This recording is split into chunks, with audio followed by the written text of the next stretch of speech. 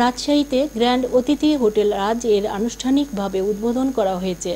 আজ সকালে মহানগরীর পদ্মা আবাসিক এলাকার ২ নম্বর রোডে এই হোটেলটির উদ্বোধন করা হয়। উদ্বোধন অনুষ্ঠানে অতিথি লিমিটেডের রাজশাহী বিভাগীয় ইনচার্জ লায়ন আব্দুর রহিমের সভাপতিত্বে প্রধান অতিথি হিসেবে উপস্থিত ছিলেন অতিথি গ্রুপের ব্যবস্থাপনা পরিচালক ও প্রধান নির্বাহী কর্মকর্তা লায়ন সাইফুল ইসলাম সোহেল। এ সময় কোম্পানির পরিচালকবৃন্দ উপস্থিত ছিলেন।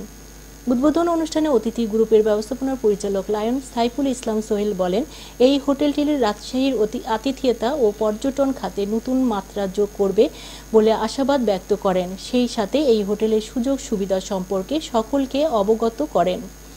উদ্বোধন শেষে বিভিন্ন শ্রেণীর পেশার উদ্যোক্তাদের অংশগ্রহণে দিনব্যাপী একটি কর্মশালার আয়োজন করা হয়। কর্মশালায় উদ্যোক্তারা নিজেদের অভিজ্ঞতা বিনিময় এবং ব্যবসায়িক উন্নয়নের বিভিন্ন দিক নিয়ে আলোচনা করেন।